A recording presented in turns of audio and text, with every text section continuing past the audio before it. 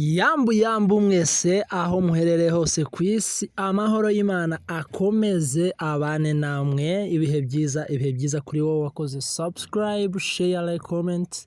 Ibihe byiza kuri wowe warebye channel yitwa Intore TV show. Amahoro y'Imana akomeze abane nawe. Hanyuma nanone wowe bitameze neza, reka tukubwire ko Imana ihari kugira ngo ibigenze neza. Imana ihari kugira ngo ikugirire neza muvandimwe. Reka kwiheba, reka gucika intege kuko Imana irahari. Niba wizera Imana, nabaye gripe. Niba wizera Imana ko ikora, niba wizera Imana ko ivuga, niba wizera Imana, ndakubwiye ngo wowe gucika intege, senga Imana, ukore cyane niba bishoboka, kandi wizere ibyo usabye ko bishoboka. Today we have a good news. Today I have a good news. Iki nicyo kiganiro cya mbere nkoze ku Ntore TV show. Mfite morale noneho idasanzwe, ko numva mfite nk'amakorasi nk'igihumbi, kumva nk'ibipande byo muri Bibiliya byaje byinshi, noneho nkabura aho ntangirira inkuru. Uyu munsi rero ntiriwe nkusobanura muzi icyabaye. Bwira mugenzi wawe ngo nturangare, igira hino nturebe no ku ruhande. Nuko reka twinjire ku nkuru yacu uyu munsi wa none. Update, good news, updates. Uyu munsi umujyi wa Uvira tombe. Umujyi wa Uvira wari umaze igihe dushaka ko uba tombe, none uyu munsi ibyifuzo byacu byabaye impamo. Ni ukuvuga ngo iyo ikintu wifuzaga iyo kibaye nyine urishima ndetse cyangwa se urashima. Turishimye cyane kandi turashima. Tugashima nde? Tugashima Imana, tugashima n'abagabo bitwa ngo ni Lelio de Sarambwe plus AFCM 23 plus twirwaneho Lacoste. Nuko uyu munsi rero reka tubagezeho inkuru. Ndabona nkaho twobivuga mu bundi buryo bw'ibyishimo dufite, twoburaho duhera inkuru naho tuyirangiriza. Nuko uyu munsi rero umujyi wa Uvira wabaye tombe, kuko mubizi ko ejo hashize nibwo twamenye inkuru ivuga ko abarundi basabye amasaha 48 kugira ngo babashe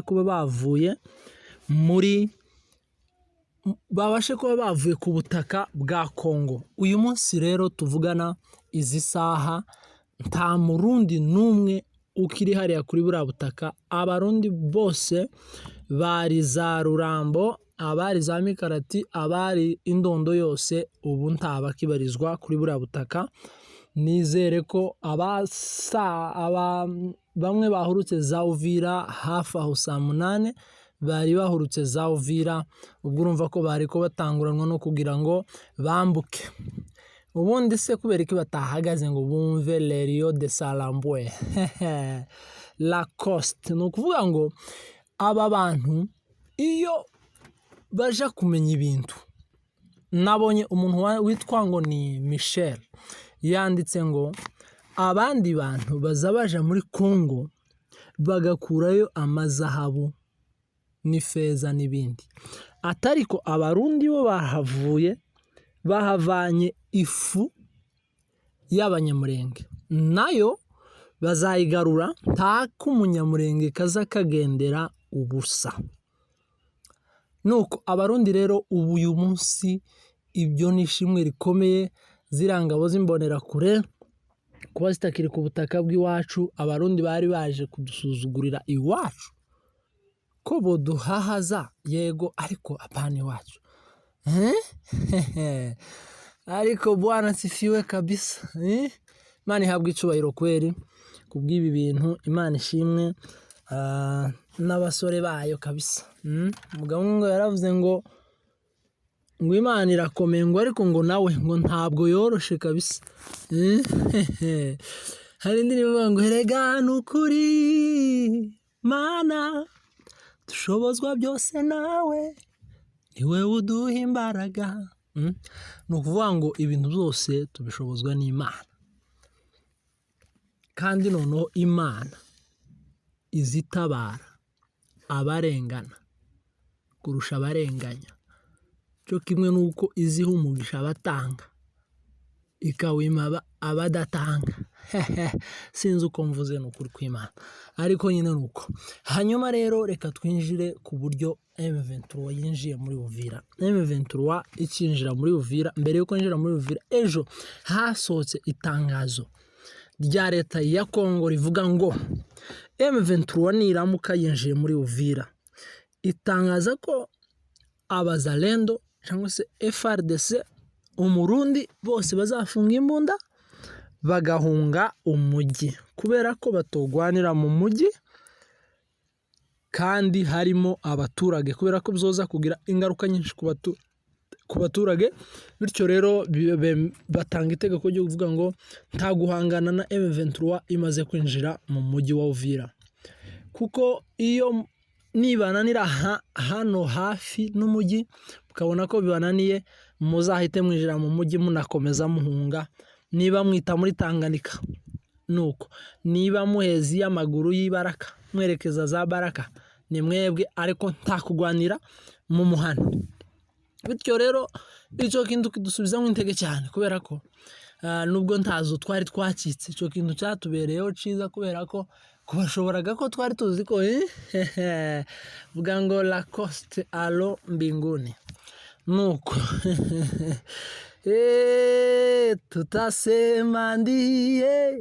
Tutasema ndiye nuko. Uyu munsi rero ingabo za Intare za Sarambwe zinjira muri Uvira, aho abazalendo benshi ndetse n'abagabo ba leta bahungiye ahitwa Kalemi. Mbere yuko bagenda bakaba barabanje gutonganira cyane no kurwanira kuri Lac Tanganyika, bashaka kurira amabato. Ni ukuvuga ngo yari kwaba makeya, uwikeka amabinga ngo aba yagwaye. Ese nk'umuturage wazuhunga muri Uvira, kandi Uvira haje ingabo za Intare za Sarambwe, ingabo zihetse isezerano, zije kubohora igihugu n'abanyiraco, zije kurenganura abaturage. Ese uyu muntu yari kwahunga gutiwe? Niba uri umusevire koko, wahunze iki kabisa muri Uvira? Iyo utuza ukaguma hamwe, abatabazi ko bari baje, wacuritse ibintu wewe. Itangaza biragwira. Ni ukuvuga ngo rero uyu munsi umujyi wa Uvira, ku bantu, ku bakunzi ba M23 AFC twirwaneho, uyu munsi turaranye ibyishimo. None tuzi nimba turara mu mazu, nimba turara hanze, nimba tugenda sinzi. Noneho mushaka hari ibitaramo tuje gutarama kabisa, twama tuvuza umukunga n'amapendo, nta muhagarikizi ntaki, nuko dusuye dutahe. Yesu we, Yesu mwana w'Imana we, tumaze igihe iw'abandi, tumaze igihe mu mahanga, tukwiye kwishimira iki kintu cyabaye kabisa. Nuko niko amakuru ahagaze uyu munsi. Ibintu twavuga ni byinshi, amagambo ni menshi, twozenguruka tukavuga byinshi, tugashiraho komantere ariko zitari mbi, nziza nanone. Ariko kimwe twabwira abantu nuko uyu munsi umujyi wa Uvira wabaye tombe. Ntabwo uraba libere wose, ariko ubwo twawinjiyemo umujyi wabaye libere. Abarundi ubu unye ba mugabo kabisa, ubu nyine ibujumbura ejo mu gitondo. Abarundi turabakatira ku gitoro. Murabizi ko igitoro bazagikura muri Kongo, nta handi. Uburundi burakenye, nta handi bwogikura. Nitwe tuzatubagirira impuhwe tukakibahaho. Icyo kintu turakibakatiraho. Igitoro bagica mugabo ubu unye murabona kabisa kababayeho. Shimye n'Imana ko n'inzira zibonetse z'abanyaminembwe zo kubona umunyu, isabune, amavuta, amahuzu, ibirato.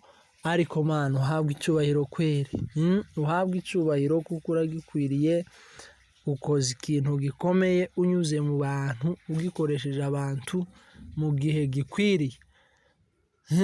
Niya ndirimbo ivuga ngo mu gihe gikwiriye Kristo yapfiriye abanyabyaha hajya.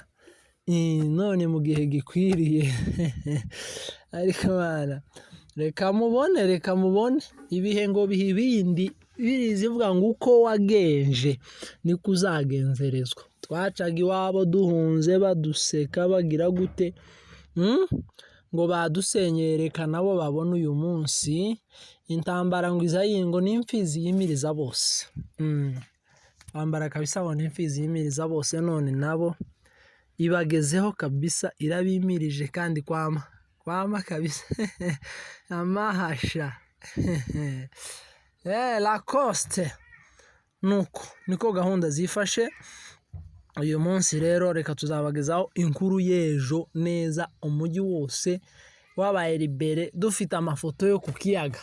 Vuga ngo ku kiyaga Kigali, Lac Tanganyika, turi hariya kuri aeroport. Nuko niko bimeze kabisa. Dusoze tubashimira mwese abadukurikiranye ku kiganiro byacu, abadukomeza kudukurikirana umunsi ku wundi. Buri uko dushize ikiganiro ukakireba, ukacumva, ugatanga ibitekerezo byawe muri comment. Turagushimiye cyane.